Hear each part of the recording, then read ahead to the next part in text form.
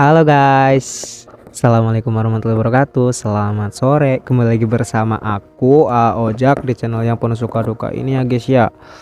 Jadi ada pepatah mengatakan kita harus jatuh dulu untuk merasakan sakit. Tapi Ojak punya satu pemikiran, kita tidak harus jatuh dulu untuk bisa merasakan sakit, tapi kita bisa belajar dari orang-orang yang pernah jatuh, dan kita juga bisa belajar dari orang-orang yang pernah melakukan kegagalan itu. Nah, Aojak ingin ngajak teman-teman semua untuk belajar dari kesalahan-kesalahan yang telah Aojak perbuat selama kerja di Jepang ini. Mudah-mudahan ini bisa menjadi referensi buat teman-teman semua agar tidak melakukan kesalahan yang sama seperti yang Aojak lakukan ketika kerja di Jepang. Tapi sebelum masuk ke video pembahasannya gitu kan, aku ingin ngajakin teman-teman semua buat lihat-lihat pemandangan sekitar sini dulu, karena ini bagus, bener-bener bagus deh. Udah mah bagus ya kan, senja tuh lihat, pokoknya sejuk deh gitu kan. Sekarang kan udah mau habis nih musim dingin, udah mau mulai masuk ke musim semi gitu kan. Jadi suasananya nggak terlalu dingin, ya sejuk gitu, adem, nggak panas, nggak dingin gitu. Jadi yuk kita lihat-lihat dulu pemandangannya ya, biar biar keren gitu, biar kalian juga bisa lihat di sekitaran sini, oke? Nah, jadi ini adalah lapangan luas ya teman-teman.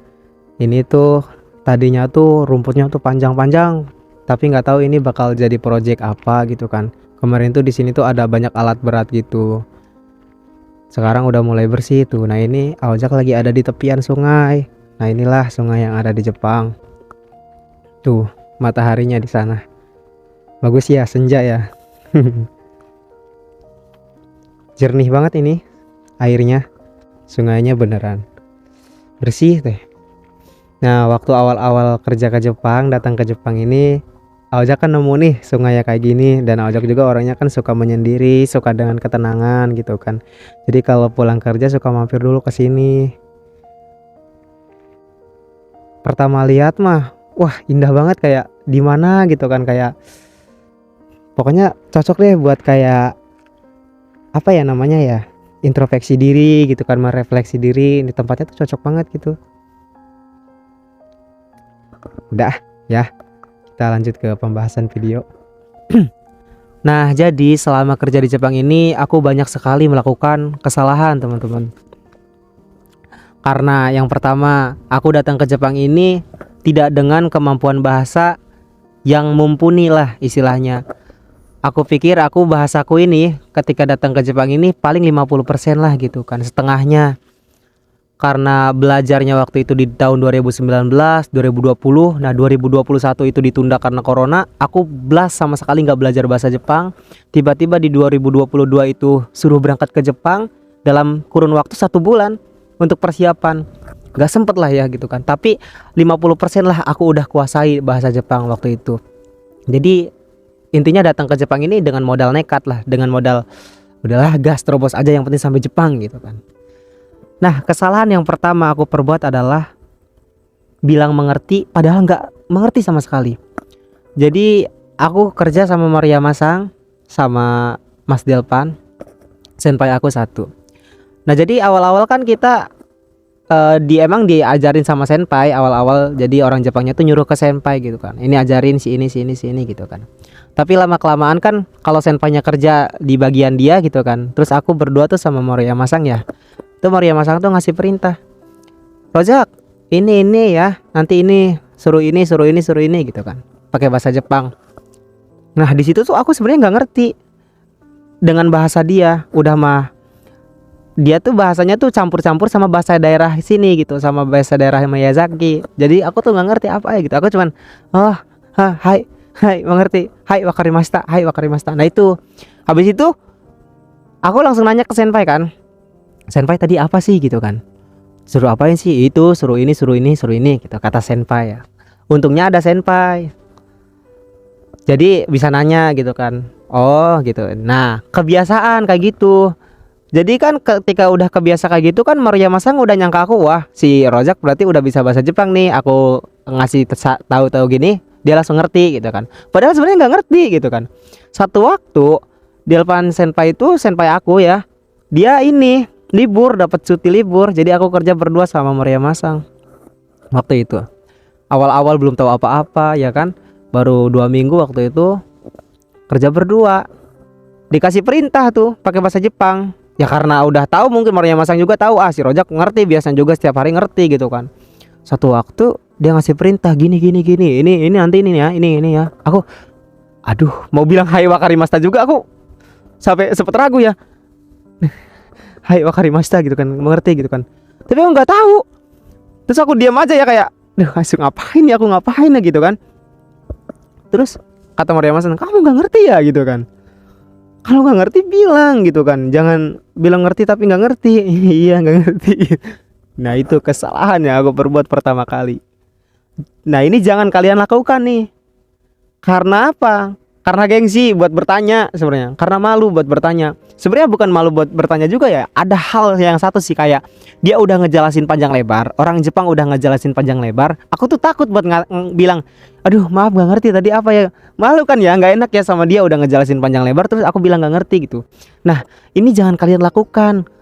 Kalau kalian gak ngerti bilang aja, sumimasen, maaf, mada wakarimasen, aku belum ngerti, moikai onegaishimasu, sekali lagi tolong jelasin sekali lagi gitu. Bilang gitu. Jadi jangan kayak aku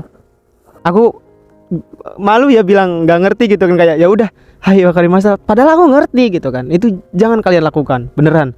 Itu akan mempersulit diri kita. Kalau nggak ngerti bilang sampai benar-benar ngerti. Kalau misalkan dia kecepatan ya ngomongnya, kita bilang yukuri hanashite kudasai gitu, tolong bicara pelan gitu, aku belum ngerti bahasa Jepang gitu. Itu kesalahan yang pertama ya, jangan kalian lakukan pokoknya mah. Kalau nggak ngerti apapun tanya, bener-bener dikakuning, bener-bener dipastikan, bener-bener kayak kalian harus ngerti gitu, bener-bener ngerti gitu. Gitu sih, mendingan banyak tanya ketimbang kalian malu untuk bertanya. Oke, kesalahan yang pertama catat tuh. Oke, jadi ingat yang pertama tadi, jangan bilang mengerti sebelum kalian benar-benar mengerti ya. Tanyain sampai benar-benar mengerti. Jangan malu. Nah yang kemudian yang kedua adalah jangan berinisiatif kalau kita tuh nggak tahu, kalau kita tuh nggak ngerti. Dan juga jangan malu untuk bertanya kalau kita nggak ngerti ini caranya gimana. Jadi intinya kita jangan berbuat sekendak-kendaknya kita sendiri tanpa kita kompromi sama orang Jepangnya, sama leader kita, sama senpai kita. Jangan. Kalau kita kohai, kita harus ikutin aturan, kita harus ikutin perintah. Jangan sok-sokan ngelakuin inisiatif, jangan langsung ini, jangan. Ya kan? Ini yang terjadi di aku ya. Nah, ini yang pernah aku lakukan waktu itu. Jadi waktu itu aku belum tahu ini tuh cara pengerjaan barang ini tuh gimana tuh aku nggak tahu. Nah waktu itu ya karena aku sok tahu gitu kan, dan aku juga malu untuk bertanya, aku pikir sendiri kan, kayaknya ini ngelakuin dicarain dengan cara seperti ini juga bisa gitu. Jadi aku tanpa bertanya lagi aku melakukan gitu kan. Nah ini fatal banget, jangan kalian lakukan pokoknya mah. Kalian harus tanyakan dulu, kalian harus pastiin ini pengerjaannya gimana sih, ini caranya gimana gitu. Waktu itu aku langsung ngerjain gini-gini dan ternyata salah, dan ternyata barangnya jadi NG. Jadi gagal gitu kan. Karena kesalahanku ini bisa ya mendapatkan menjadi kerugian lah gitu kan bagi perusahaan gitu kan. Dan otomatis leader kita yang kena marah, bukan kita yang dimarahin, tapi Maruya Masang yang kena marah, senpai juga yang kena marah gitu kan. Jadi intinya yang kedua, jangan melakukan sekendak-kendak kita sendiri. Kalau bahasa Jepangnya tuh jiko handang kalau nggak salah ya gitu.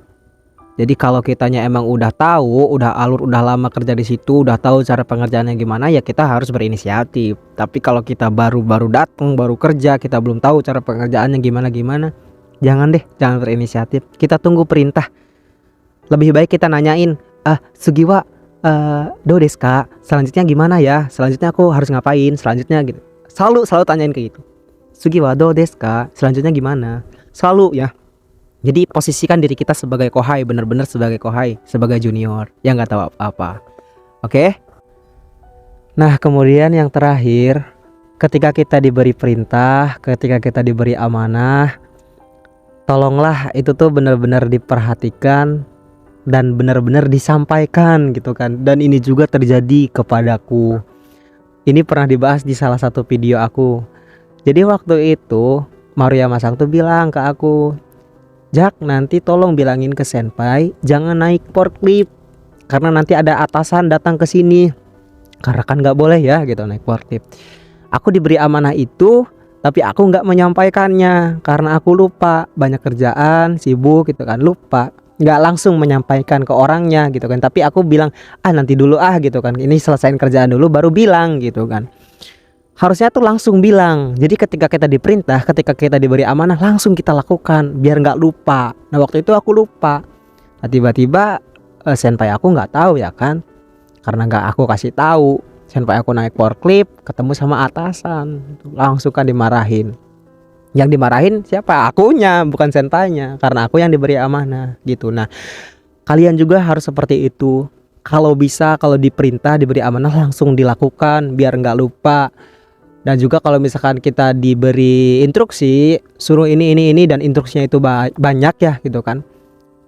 Dan saran Aojak sih harus dicatat sih, di teco, di buku saku kecil gitu kan. Kita harus bawa, Aojak selalu bawa gitu waktu awal-awal sih. Kalau sekarang bukunya udah nggak ada gitu kan, belum beli lagi.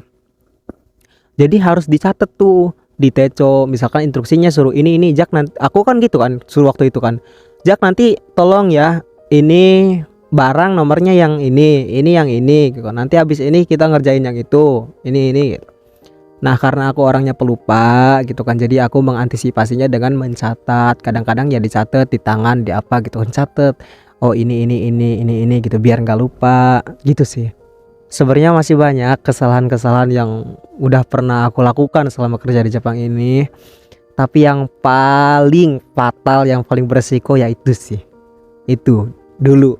Ya, nanti kita sambung di next video berikutnya gitu kan. Karena kalau dijelasin di satu video ini ya durasinya juga gitu kan, teman-teman nontonnya gitu habis waktunya gitu kan.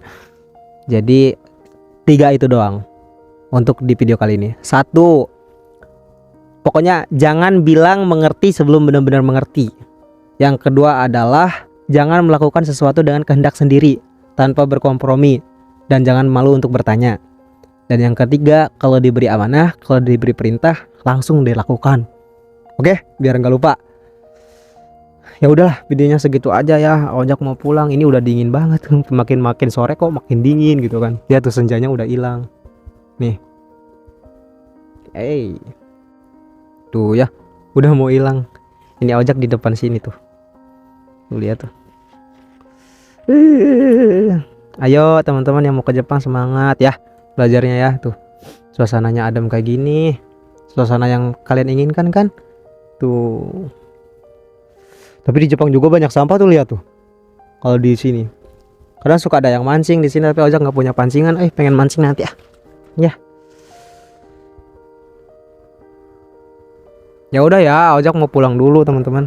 Nanti kita ketemu lagi di next video. Bye bye. Assalamualaikum.